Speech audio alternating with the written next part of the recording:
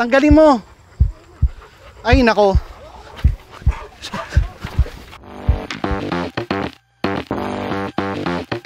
Isang magandang araw, mga boss amo. Inyong natunghayan ang away ng aking mga aso dahil sa pagkasilo ng paa ni Lapu-Lapu sa tali. Parehong-pareho ang ugali, no? Inyo ding natunghayan ang pagbabago ng ugali ni Asmus at Diwata mula sa pagiging hysterical papunta sa pagiging kalmado.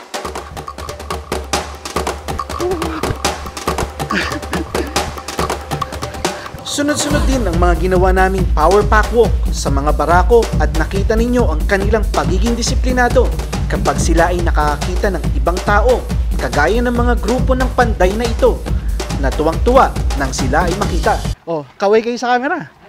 Baka mamay lumabas kayo sa camera. Oh, ayan. Huwag nyo titingnan sa mata, ha. Inaamoy nila yung mixer, hindi sila interesado sa inyo.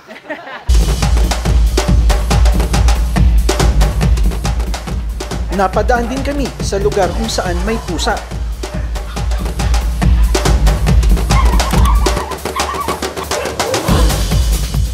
Morning! Oh, mga boss, yan ang gagawin mo. Hindi ka dapat sasabay doon kasi maliit ang daan. Dapat tumabi ka. Ang lahat ng mga ito, boss amo, at iba pang wala sa lente ng aming mga kamera, para sa buhay ng aso, ang araw-araw naming pagsubok.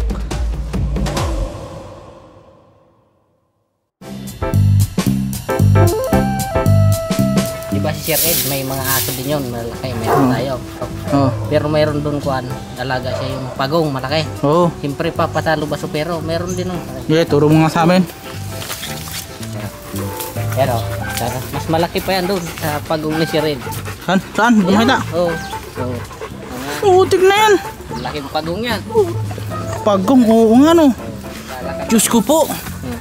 Ito na yata yung pinakamalaking pagong sa buong mundo. World Guinness Record. O kasyang-kasya yung aso sa bahay. May packwalk kami ngayon. Ang nakikita nyong parang smog ay hindi po smog yan. Yan ay ulap.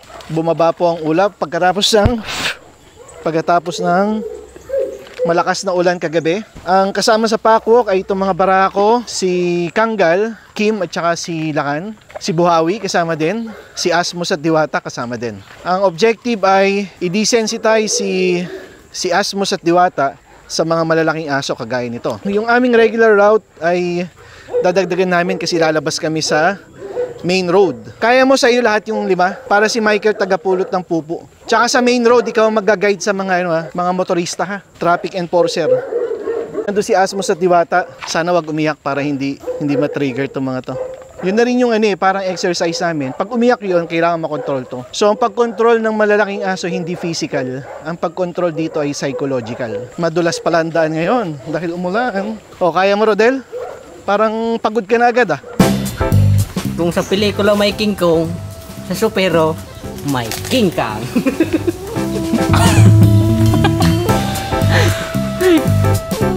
Ano masasabi mo sa bago mong pack, Rodel? Enjoy your life.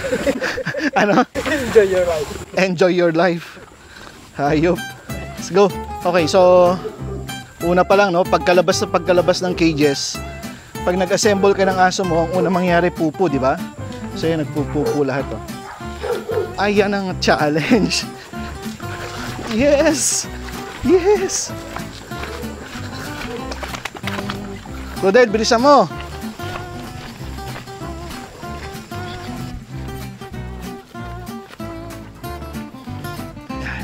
Yeah, good morning! Oh, may aspin sa unahan, ha? Parang si Diwata, no? Tatahol, oh, pag malayo. Pag malapit na, tatakbo. Ay, ito pa, pumupupo. Kaya mga boss, no? Pupo na naman, pupo. Oh! Shh! Oh! Ay! Ah! Ayan, oh. Masyadong... Shh!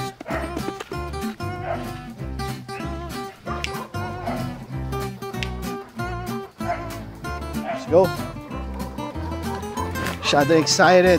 Rodel, oh. Nabubuli yung tali, oh. Tapos si Diwata, oh. Hello.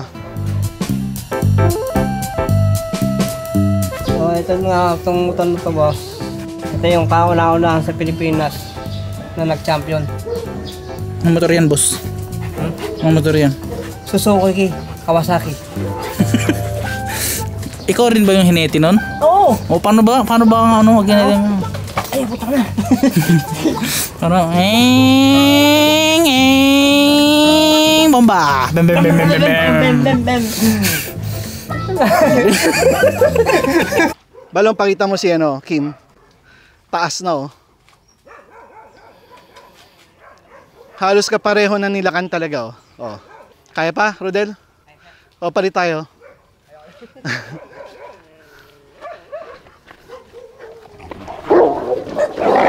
Shh. Shh. Eto na arouse to dito sa ano eh, Askal eh. Shh.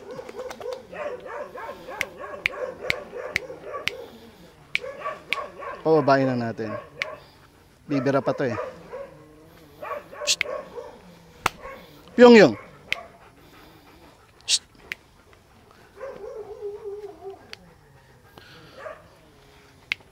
Hey. Ano yan? Come on. Takot si Diri mo. Walang away ha, walang away. Goods. Okay, so mga boss, si ano? Ay, putik. Putik nga. Lakad. Huwag masyadong madikit. Oh, tapang oh. Tumatahol oh. Si Kuya Morodel nasa harap. Oh, ba't ka nagtanggal? Mapako ka ha. So yan, mga boss mo, nakita niyo naman yung motor ko, di ba? Papakita ko naman sa inyo yung ugat ng lolo ko. Dito ko lang nakita sa Sopero. Ugat na lolo mo yan? Oo! Grabe gan, baka laki lolo mo. Malaki. Ang laki? Oo. Ba't ikaw hindi? Nano ko eh. Ang kapal na ng tsinelas ko. Shht. Teka lang ha, ayos na ako ng naubaran ako eh. 79 na lang ako eh. Kumagod. Yun oh. Pack leader na pack leader dating ni Rodel eh oh. Fuck leader. Rodel, fuck leader ka daw. Tumatawag si Diwata. Mga boss, naghahanap ng gulo.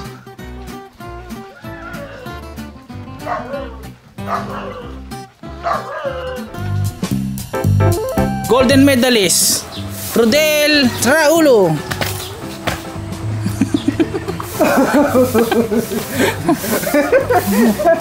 Matapang daw yung black na yan eh. Ha? Teka lang, gilid tayo.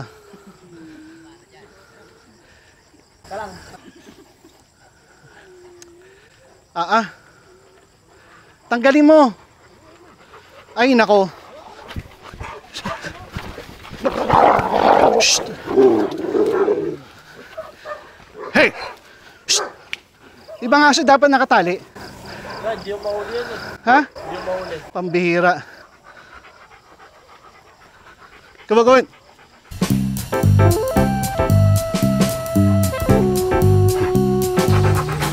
So, umasak. Pero hindi na kumakalam sa mga. Makakalaw tuwag. Maliit lang naman itong mga aso. Mga agat. Spider-Man. Venom yan. Hindi, basta maglalakad lang tayo. Eh, ang problema lang yung nasugod.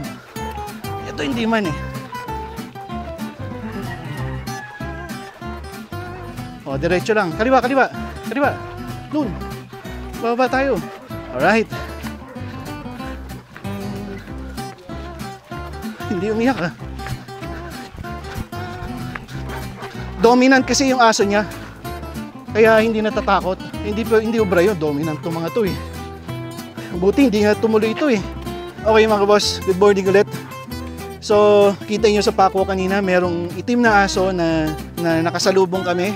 Ang sabi ko dun sa owner, kasama yung owner eh, naka-off leash yung aso. Sabi ko dun sa owner ay, huwag siyang tutuloy kasi naka-off leash yung aso niya. Yung pala, yung aso niya, hindi niya kayang kontrolin. So, yung aso niya tumuloy-tuloy, dumaan, yung mga aso ko na trigger, binatak ako, di ba? Nakita niyo yun. Ang key doon is, una, dapat walang aso ang naka-off leash. Di ba? Yun naman eh, alam ko mga boss, ang mga Pilipino, sanay kayo magpakawala ng mga aso nyo kung saan-saan. Pero dapat hindi ganoon. Dapat ang aso nyo hindi naka-off leash. So ang ginawa ng aso, dumiretso, na trigger tumpak. Pupunta sa aso, buti na lang napigilan din kahit paano tumpak, hindi tumuloy-tuloy, kundi kinaladkad ako nun at sobrang laki ng damage dun sa aso na asping na yun, okay? Ang lesson doon mga boss, kahit na sabihin mong trained tong mga to, kahit sabihin mong well-behaved tong mga to, pag ito na trigger, wala kami magagawa dyan na human. Kaya sabi ko, di ba, psychological ang pag-control sa aso. Ganun na nangyari kasi napigilan, psychological control yon. But yung aso na yon, yung nag-iisang aso na yon, walang psychological control doon. Sabi nga nung may-ari, hindi daw niya kayang kontrolin yung aso niya. Ibang aso dapat nakatali. Hindi yung mahuli yan eh. Ha? Hindi yung mahuli. Pambihira. So pag ganun, itali niyo yung aso niyo, ikulong niyo, and then pag-aralan niyo kung paano mag-control ng aso. Hindi, pag kinagat ng mga aso ko, ang problema pa ngayon kami. Na kaming naka-leash yung aso, nag-walk lang naman, kumpleto kami, ganyan. Pinufulfill namin yung buhay ng aso namin, and yet yung aso na yon is pinufulfill niya yung buhay niya ng sarili siya nang hindi alam ng amo niya. Then, yung aso na yun, anong ginagawa sa atin? Pag nag-walk kayo? Nasugod din sir eh. So nasugod talaga. Okay. Dala-diretso sa ano. Nangaaway ba? Nangaangil. Nangaangil. So yung dog is a dominant dog. Ha? Maraming hinabol na tricycle, motor, and then yung mismong aso na yon ay, ano tawag dito, na-aksidente na rin, di ba? Oh. Dapat walang ganun mga boss. Di ba? O, tuloy tayo sa pako. Naiwas ka? Oo, syempre, tayong iiwas. Pero kanina, paano mo iiwas doon? Sikip ng daan. Del, nasan ka? Bulit. Atang si Bulit. Bulit. Kita mo si Rodel? Kita mo si Rodel? Ha? Kita mo si Rodel? Sumagot ka! Aminin mo. Turo mo sa akin natin si Rodel. Haba si Rodel. Ano po, dito lang yun eh. Hindi, hanapin mo si Rodel. Putik, andito pala. Sino? Hoy, ang ginagawa mo dyan? Ibabad din aso. Ayop, pananyan ka. Yung mga aso na naka-off leash, kung minsan nakikita nyo sa mga vlogs namin, nakikita nyo, hindi naman nati-trigger to. Na-trigger yung mga aso ko kasi dumiretso as in, dito ba dumaan? Dumaan talaga dito eh. Oh. So talagang mati-trigger. Violation of space eh. Okay, Michael, ikaw traffic enforcer ha. Morning.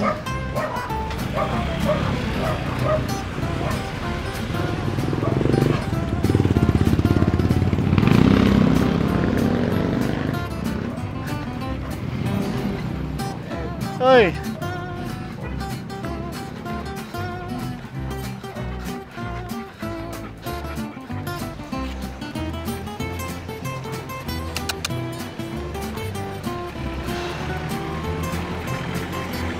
Ho ho ho.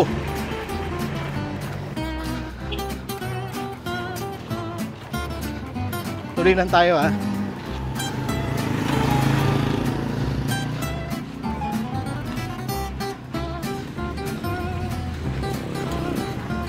Kuya, dadaan kami dyan.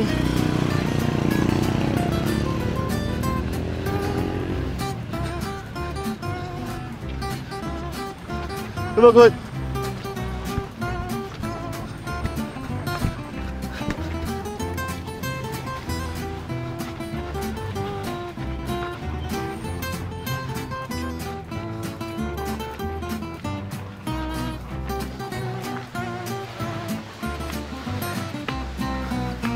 Oh, shh. Madulas stop.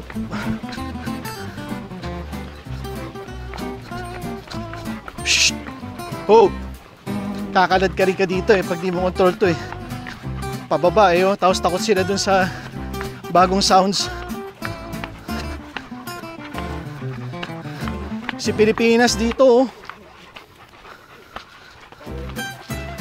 Kaya di ko na ginamit yung bike ko eh. Munti kang maging katapusan ng buhay ko eh.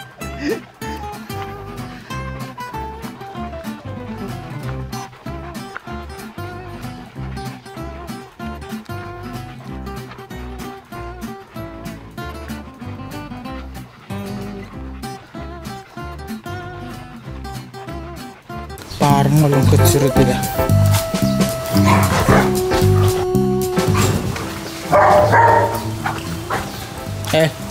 Ano naisip mo? Yung tinanim natin. Ano yung tinanim natin? May problema talaga ako dyan eh. Kaya mga puno na yan? Oo, yan. Mga puno. Yan? Oo, yan. Yung mga tinanim natin. Bakit naman? Talagang problemado talaga ako dyan. Bakit wala mang ginagawa sa'yo yan? Diba? Tinan mo? Tukat mo, tinan mo. Mauna ba ako lumaki niyan? Ayop! Oo nga no? Di ba? Okay. So, tingin ko nakaka 1 kilometer mahigit na kami ng packwalk. At pagod na ako. Si Rodel kaya pagod na. Kaway ka kung pagod ka na, Rodel. Ay, pumupo. Oh. Mga aso, sakto pa. So ngayon dadaan kami sa maraming mga bata.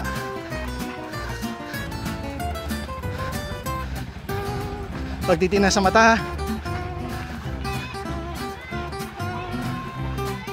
Tabi, tabi. Tabi kayo. Tabi, huwag kayong maingay. Tumabi kayo. Tabi pa, tabi pa. At ito yung malalaki. Shh. Pag kayo'y inabout.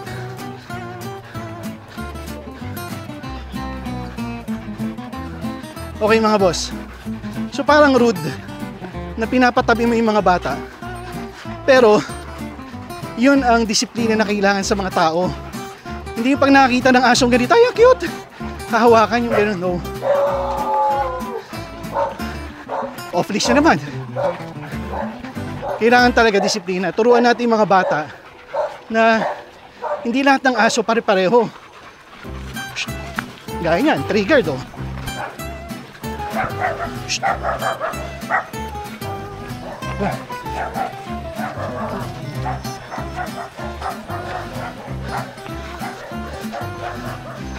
Pag di malakas-lakas ang loob mo eh, talagang pumasok na si Pyongyang doon. Again, it's psychological eh.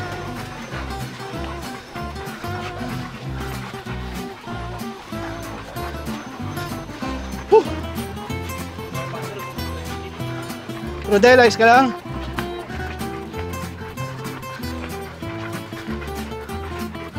Okay. Grabe, mga 2 kilometers siguro to, no? 3? Di nga.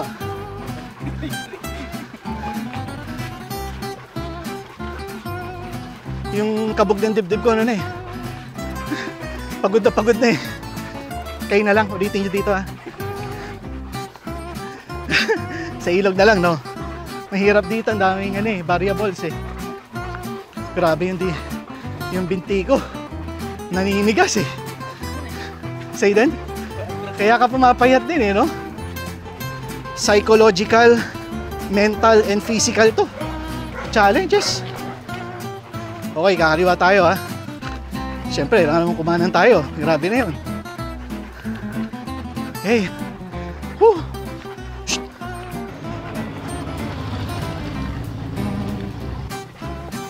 Rodeles ka lang. Sila kan, tsaka si ano, Kim. Gwapo oh. Mataas na yung paa talaga, no? Focus mo yung paa ni Kim, tsaka Lakan. Oh, mga boss, yung paa ni Kim, paa ni Lakan, pareho na. Okay, oh, baba pa tayo. Ano, Rodel, baba pa? Nakikita nyo ba si Rodel?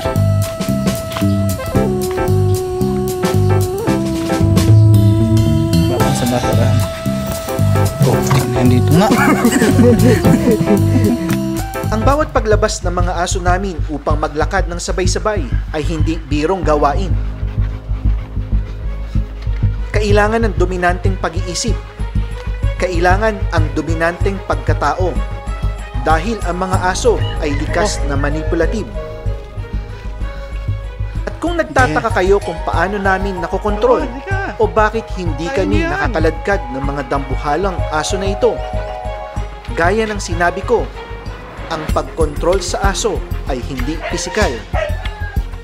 Dahil kung pisikal din lang ay wala tayong laban sa kanila. Ang pagkontrol sa aso ay psychological, o kung kaya mo ng mas malalim na ugnayan, ang pagkontrol sa aso ay dapat instinctual. Okay, lapit na mga boss. Lapit na. O, jogging tayo. Good.